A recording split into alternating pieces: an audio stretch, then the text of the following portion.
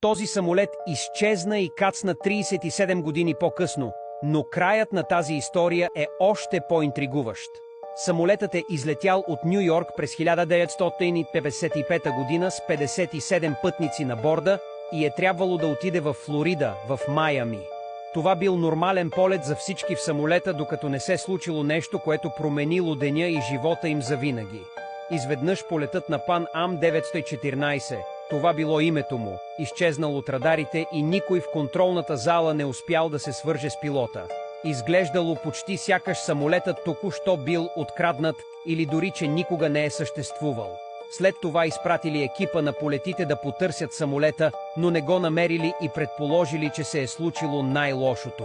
След месеци на проучване те така и не открили самолета.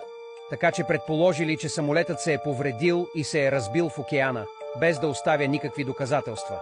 По този начин компанията компенсирала всички семейства за целия им загубен живот. След това делото е закрито до 21 май 1992 година.